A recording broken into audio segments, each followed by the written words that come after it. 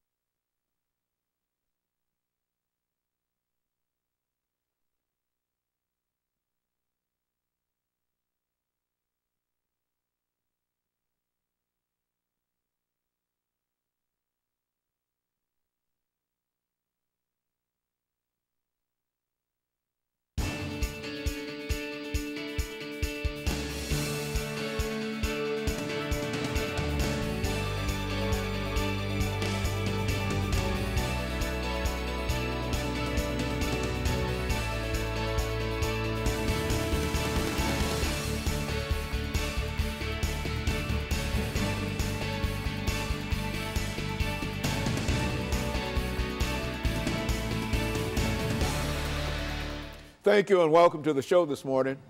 The topic this morning is human trafficking, and we're fortunate to have with us to talk about human trafficking Ms. CGreenlee5. Ms. CGreenlee5 has been with us on a number of occasions, and I think, Ms. CGreenlee5, you certainly are not a stranger to any members of our audience this morning. They've seen you on a number of occasions, going way, way back here. But now I think you've got another topic that you'd like to talk about, Ms. CGreenlee5, and that's human trafficking in the state of Tennessee and other areas that you might be familiar with.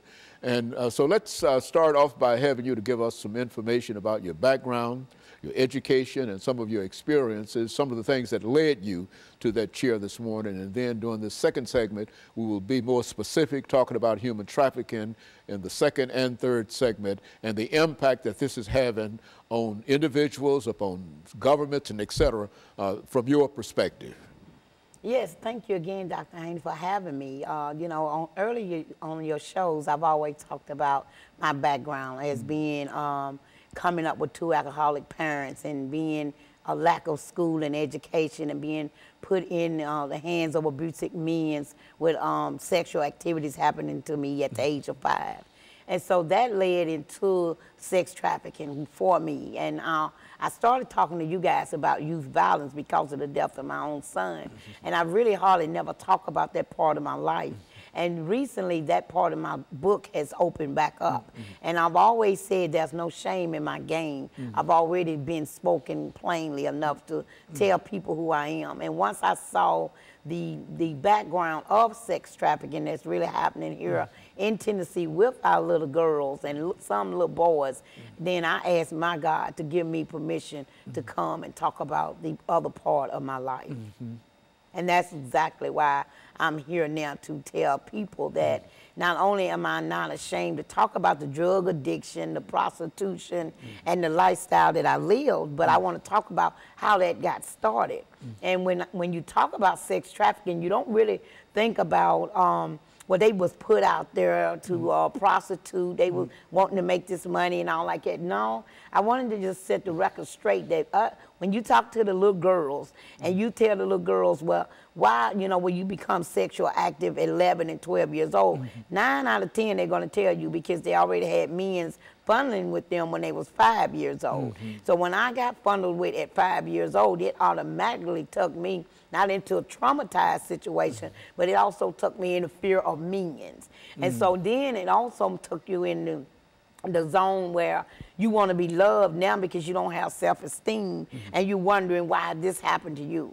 And so falling back off of that, as I got older, like 10, 11 years old, men still was dealing with me sexually, and no one was there to protect me because remember, my parents was alcoholics. My siblings are younger than me, and my oldest brother was never home anyway.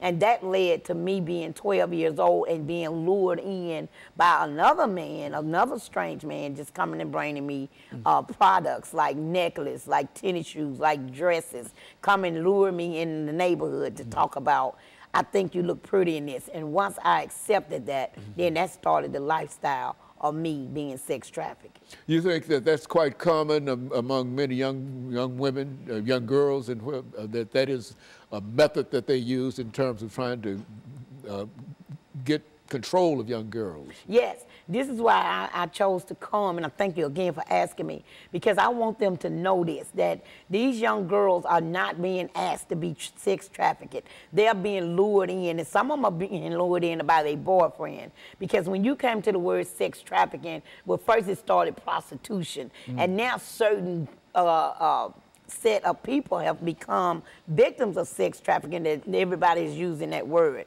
But some of us has been lured in by our boyfriends, not pimps, because there's no more pimps like the early 70s. And I tell people all the time, quit looking for the afro and the big Cadillac.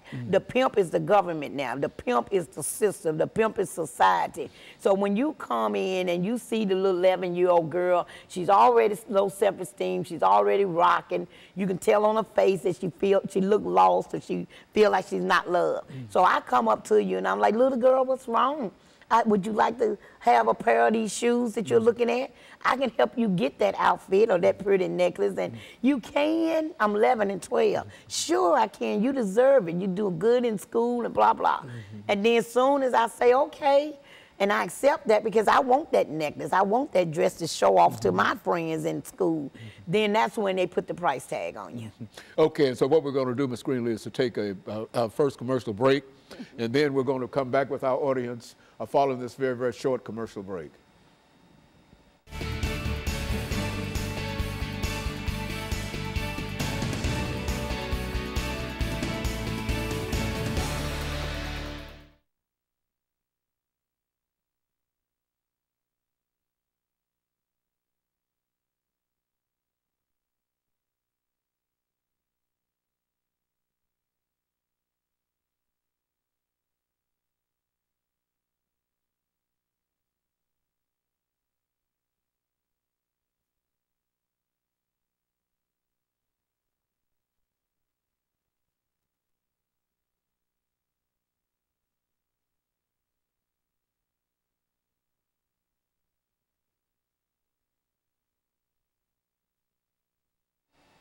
Thank you and welcome back to the second segment of the show for today.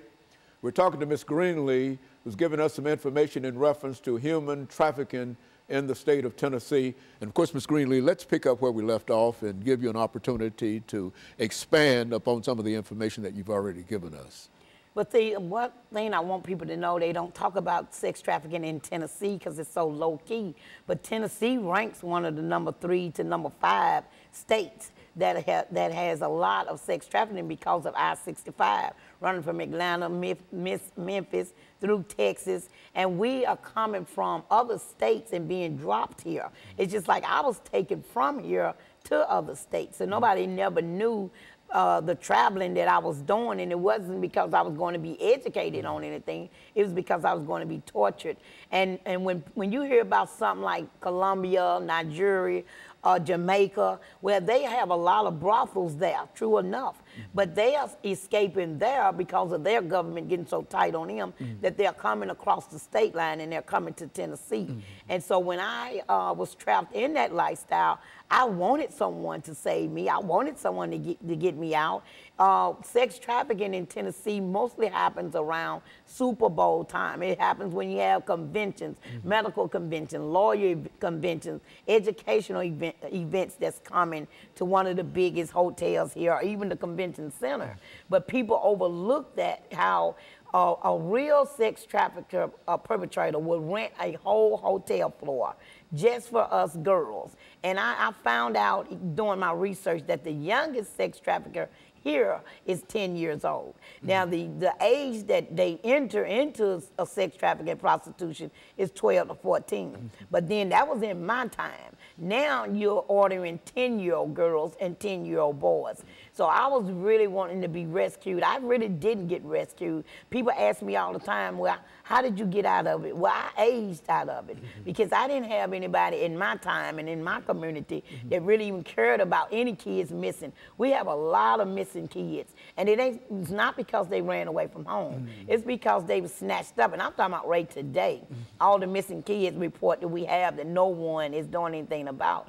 It's because they snatched up. And I just have to say this, Dr. Haney, before I go further. I want people to think about the Nigerian girls. I want them to think about how can you go get 300 little girls out of a school in broad daylight and no one know where they at. Now, I'm already puzzled about the airplane that they can't find. But now we're talking about 300 little girls from age probably 12 to 14. So that means the government is involved. It's a cover-up. And until we start facing this and speaking on this, then we're going to have this. And so I got rescued because I aged out. And I aged out, I was like 42 years old, but I aged out at 30 because now by then I'm full of drugs, I'm homeless, I don't feel like I belong to anything, I don't want to live, so I'm not performing as good as the 12-year-old I once were or the 14-year-old. So that means I'm costing them money. See, you'll cost them money because now they got to feed you more drugs, and that means the price is going up. Then you got the clients, the perverts that's complaining because I'm not performing like they paid for me to perform. Well, I'm handcuffed to a bed, I'm gagged by my mouth so I don't scream, and I'm drugged up. So I'm laying there like a limp towel. So that's more complaints for them. So after about 29 or 30, the men started just leaving me alone because I'm drugged out. And so once they left me alone, I'm saying about 32, I was just lost. I was out in the streets. That's why people say Clemmy Greenlee was homeless for 10 years. I truly was. You shame to go home, you can't face your family, and then you don't even know what to say. Even though my family loved me unconditionally, I'm the one that was shamed. So I lived in the streets for almost 10, 15 years until I was rescued by the program Magdalene House. And one of the young ladies, Regina Mullins, who kind of lived that same lifestyle, she went and got help first, and she came back and got me. So when I entered the Magdalene program at 42 years old, keep in mind now, I'm 42, I feel like I'm an old woman, I'm uneducated, I'm drugged out, and I don't have anything to live for. So when I go in this program, I immediately say, you can't help me, I just want to die. But these people did not give up on me. I mean, this Magdalene program has saved my life. I entered that program in 2001, I came out in 2003, and I never looked back. And so she has been such an inspiration. She is Reverend Becca Stevens, the founder. She has been such an inspiration to me that she has encouraged me to go further. And so she believed in me so much that she sent me to New Orleans, and that's where I've been for the last 18 months. I went down there to help open up a house like Magdalene to go educate them on sex trafficking and also to go to the streets of New Orleans. If you know the streets of New Orleans, the first place you hit is Bourbon Street because everybody have all these call girls or girls swinging in and out the windows and all the prostitutes standing on the sidewalk. Well, then who have once asked one of those ladies, are you here against your will? Because everybody is not there because they want a new Lexus or they want to pay off a college fee. Some people are there because they are forced there. And you got to look and see who's watching you when you talk to the girls. So I made it to New Orleans and I did a lot of speaking. I went and talked to a lot of judges, DAs, police officers, anybody I could talk to, sororities. And I spoke so well about sex trafficking in the United States, period, not just New Orleans, that the governor even offered to bring me back down. And so it's a real problem, you think, in the city of New Orleans, and would that be typical of some of the other cities? It's not as hidden there, perhaps, as it might be in Tennessee. No, the stats show that number one is Atlanta. They show, that proves that. Then you got Texas, because it's running down that I-10 line too. So you got 5 states that's really is major in it, and New Orleans just happened to be one of the states that made their laws a little tougher. So we are trying to get other states to back off of what Governor Jindal just did, because by him changing the law, it made it stiffer. And what I mean by made it stiffer, Dr. Haney, is if we got locked up for any sex crime, crime against nature, just doing any kind of oral sex, anything we get caught doing, we automatically get charged as a sex offender. We automatically get 18 months to 3 years. It's women's in jail now just because they got caught giving oral sex. But the man, he didn't get caught doing anything, so I didn't think that was right. So if you're going to force us out here, and then this man is going to be a pervert enough to pay for me, and I'm 12 and 10 years old, then I feel like then you need to be accounted for too. So my call was to ask them to change the law and make it stiffer on everybody, not just us. You make it stiffer on the men's, and you make it stiffer on the men's who are putting us out there. Well, it appears to me, Ms. Greenlee, doing this as we end this first segment, that this is a real problem in America today. Is that what we're saying? This is a huge problem in America today. And we'll be back with our audience following this very, very short commercial break.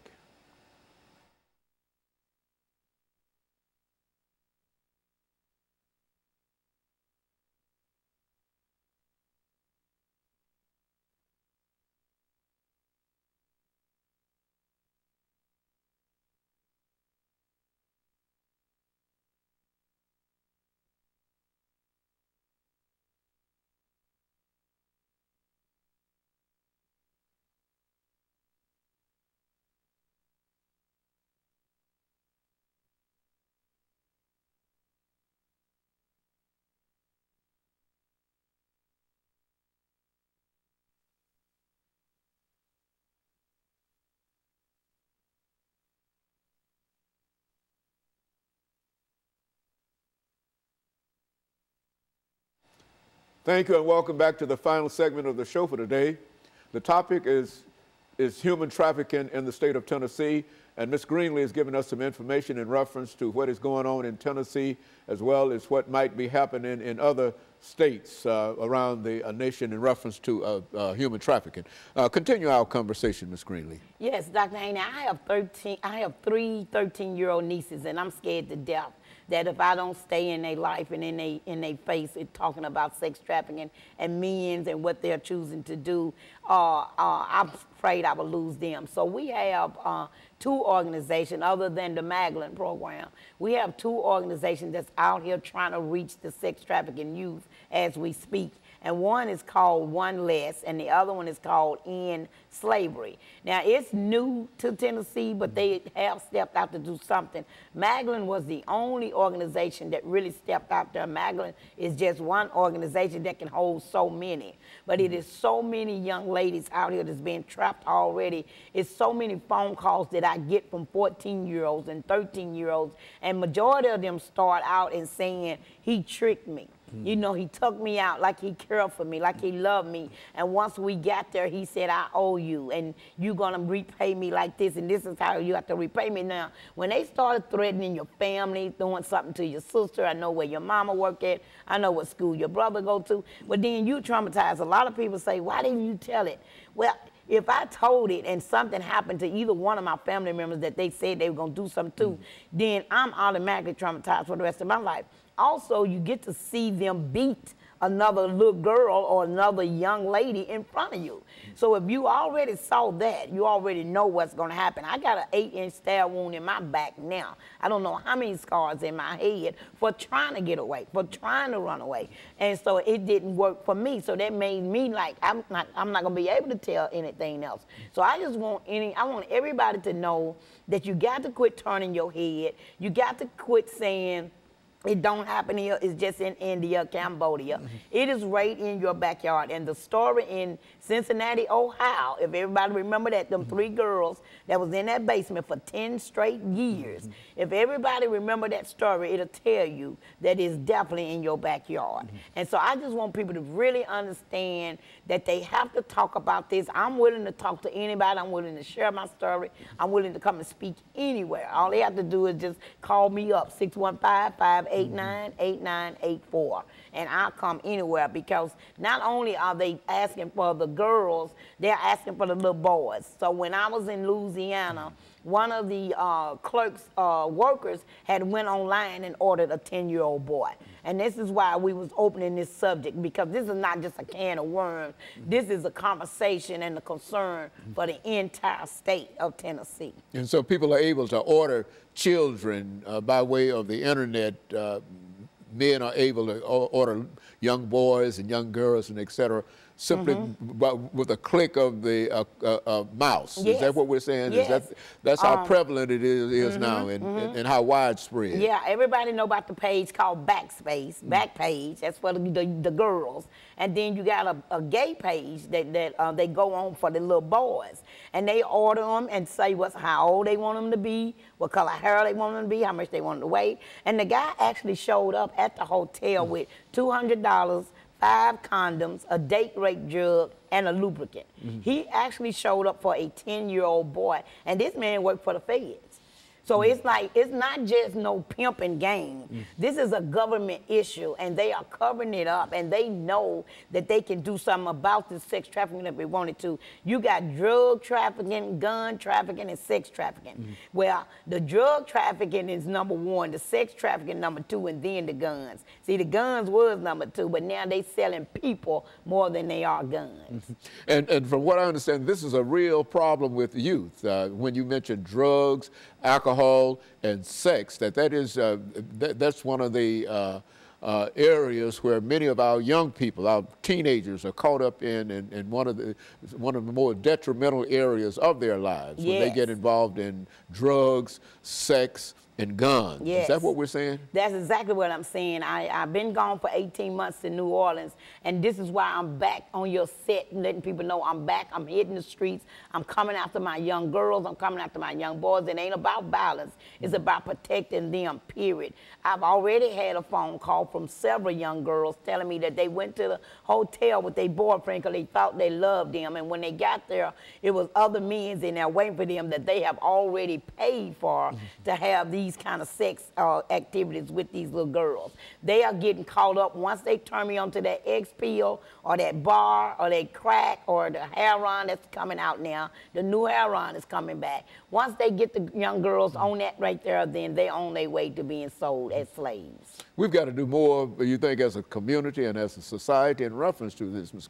CGreenlee. Yes. Having had a chance to work, what would you suggest that we do in terms of trying to get a handle on this? #1, I suggest the subject start happening in church. The subject start being talked about in schools, and the subject start being talked about in libraries, because those are the 3 places where they all are gathered at. And I know people don't want to talk about sex in church, but you need to talk about sex in church. You need to talk about sex trafficking. It's right next door.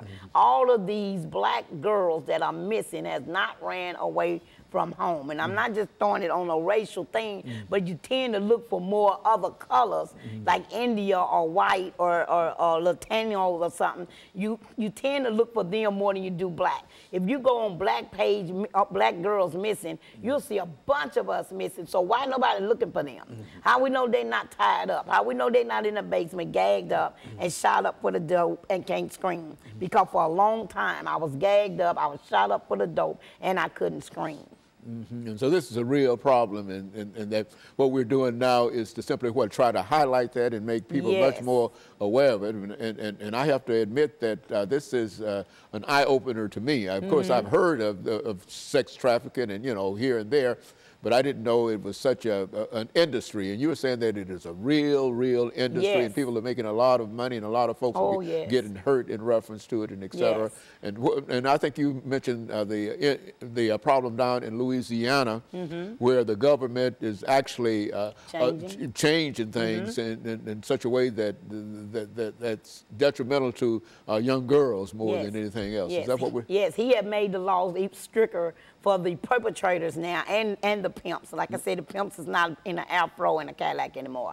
And he changed the law so tough that he flew me back down to stand there with him while he signed the new law and gave me a copy of it with the ink pen. So I was really proud of that. So whatever I was saying to him, it rests his ears, but more than anything, it rests his heart. He might have daughters himself or granddaughters, and it gave him something to think about. So now, if we done this in Louisiana, we need to do it in Tennessee, and this is what I'm here to talk about. I got both ends of the story. I got sex trafficking and I got youth violence, and I'm done with just talking about it. I want to be about it. And they both seem to come together. That violence is often associated with this trafficking, and whether violence or trafficking, young people, young females primarily, many females primarily are caught up in it, and there's nothing that they can do themselves, and they need some kind of assistance, some kind of help out of this. Yeah. If anybody just even take a chance and just run around to some of these hotels, you will see the age range has changed. There's no more 20-something out there. They are 13-something out there. And it's sad. And you just look at them dressed like I was dressed, in the short dress and the high heels and all the lipstick. And everybody pointing at them just like they did me. Look at that fast-ass girl. Look at her with all that lipstick. But then nobody reach out to say, let me do something with this little girl. She don't need to be out here. So if we stop turning our head and quit judging and reach out and support, then we are the ones that can make something different in this community, especially around sex trafficking. Well, and Ms. Greenlee, we're coming to the end of this show for today. And I want to thank you for that excellent information. I think that this is the show that we've been trying to get for a long time, because I think it has been quite recently. And I think that, needless to say, that all of the problems that we're having across the border in reference to those young people coming across the border, I think that might be involved in some of the activities that we're talking about. And we want to talk about it later, because I think that you probably got a lot of information in reference to what's going on with that. But in the meantime, let me thank you and to tell you how much we appreciate you coming by and giving us that information. And let me encourage our audience to tune in again next week for another informative edition of Comments. Thank you and good morning.